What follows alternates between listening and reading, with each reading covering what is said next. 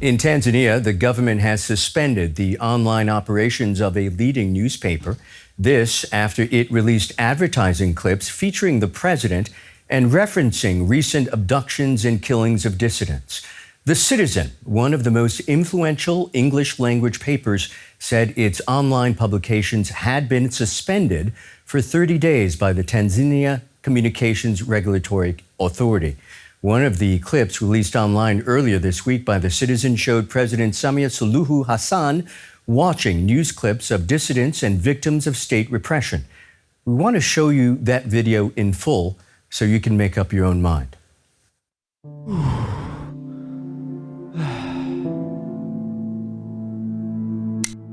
Political status of our country is not good at all. First of all, we as the opposing party, we're in a funeral. Our leader has been kidnapped and murdered violently. I have a request to make to the president. Please, please, don't ignore. Someone who lives different from here has more peace than I do. I live a life of fear. Whether dead or alive. The situation keeps getting tougher for me. And up I do now. Whenever I think about my child, I just cry. I'm frustrated. It has been a long time, but I still can't forget. And that's the great danger I see. If only I had buried my child, I would have known it was God's plan, and I would have accepted. I want to see my child. Know the names of the people who kidnapped me in their ranks. I don't know how my life is Thousands going of to our be. leaders have been kidnapped at different Please, times. don't ignore. I just cry, frustrated. It has the been a one that long can time. be. For many, that video might look like normal political commentary, but not for the government of President Samia Suluhu Hassan. This is just the latest development in what the opposition says is an ongoing government crackdown. Several of its members were arrested last week. Police say they stepped in to stop illegal anti-government protests in the commercial capital, Dar es Salaam. One of the leading figures, Tundu Lissu, is suing the government. He says President Hassan is returning to the authoritarian practices of her predecessor, John Magufuli.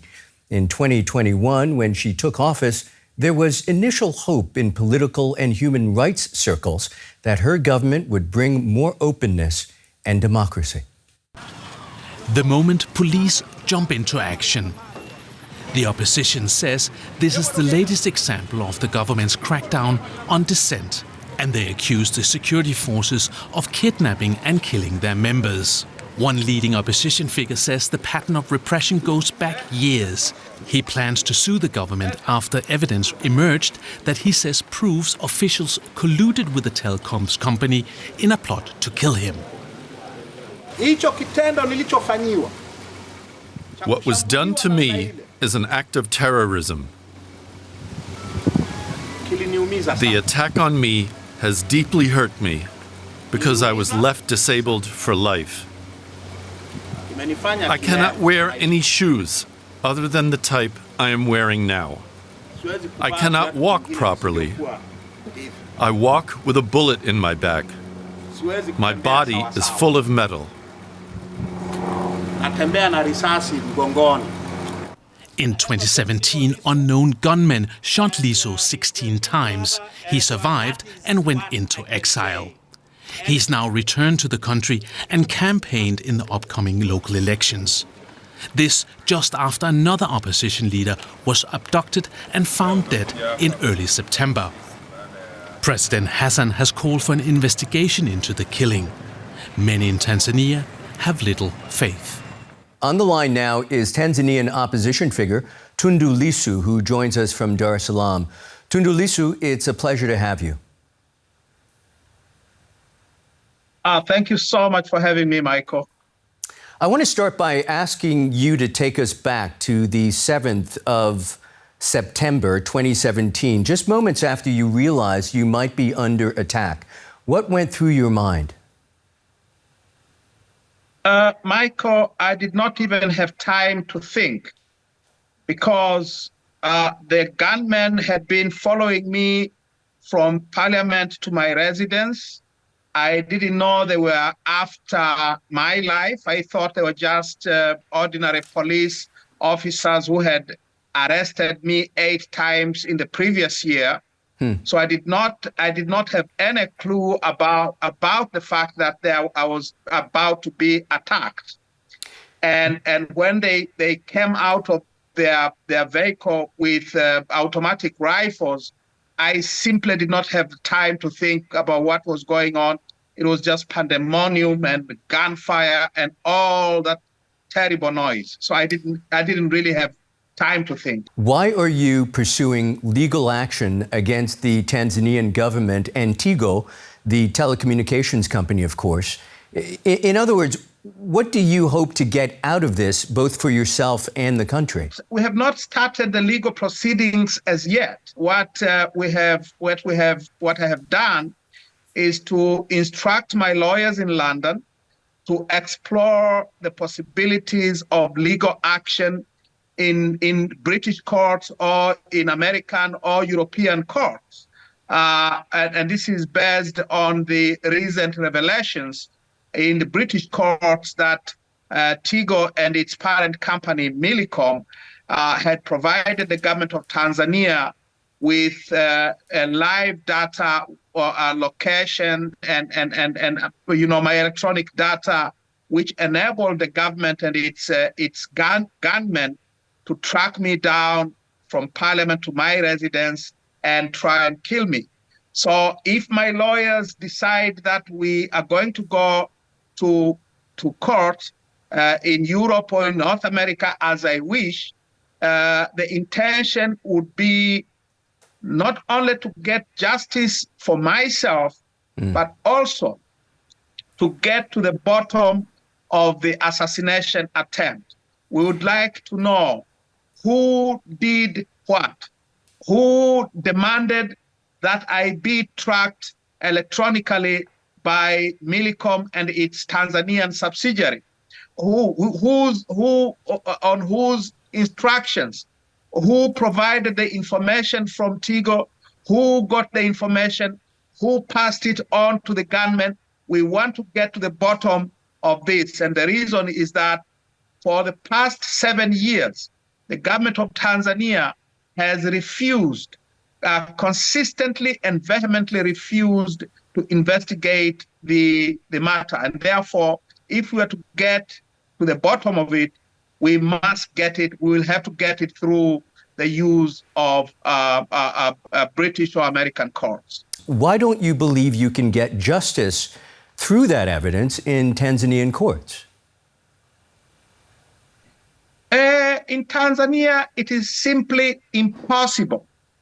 The government of Tanzania has refused to investigate it.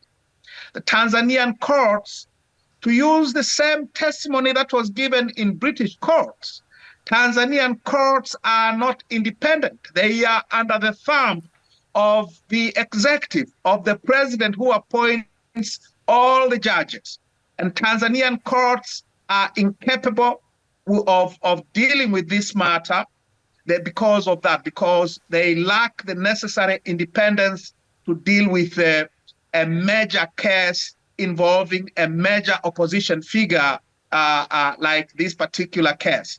And we are pursuing it we're going to pursue it in British or North American courts precisely because there is no other way of getting justice in the courts in Tanzania. Sir, you are well aware, of course, that under the new administration, there have been crackdowns, arrests, disappearances, and one senior member of your party was abducted, allegedly killed, and doused in acid, all in recent months. Is Tanzania a free country? Tanzania is not a free country. The late Ali Kibao was actually abducted about 300-400 meters from my residence, from where I am right now, pulled out of the bus, which was stopped right in the middle of the highway, bundled into a car that is used by intelligence and security people in this country, and brutally tortured before being murdered and doused in acid. So a country which tolerates which commits or tolerates actions of this nature cannot by any standard be described as a free country. Why do you think no one was held accountable for your 2017 assassination attempt? And do you believe your legal action might change that? The reason that no one has been held accountable for the attack is because the people who should have taken action to investigate and punish those who did it are the people who authorized it. You see, 2 hours before I was attacked, the then President John Magufuli, stated on live national television that those who opposed his regime's economic policies did not deserve to live. And 2 hours later, I was nearly murdered. So it came directly from the president. And now we know that for the previous 2 weeks, I was under constant surveillance, electronically and through human intelligence. And so it is very clear that those who perpetrated this act had the direct orders of the president, and they cannot, of course, investigate themselves because they are still in power. You appear, sir, to be talking to us quite freely. I'm curious, are you safe in Tanzania? No, I'm not. I'm not safe. Tanzania is not a safe country. And the proof of that assertion is the murder of Mr. Ali Kibao only last month.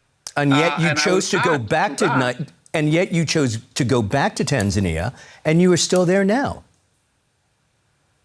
Yes, I did. I believe that this murderous tyranny has to be faced. It has to be opposed. It has to be resisted. And doing it from exile is mighty difficult. And I can tell you that for 5 years that I was in exile, it was very difficult to organize resistance on a national scale against this tyranny. So I'm here because no one is safe. I'm not safe, and millions of Tanzanians are not safe.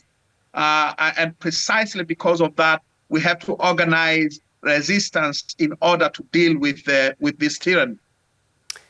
Tanzanian opposition figure Tundu Lissu, many thanks, sir. Thank you so much for having me, Michael. We should mention we invited Tanzania's government spokesperson to respond to Mr. Lissu's allegations, but we received no response.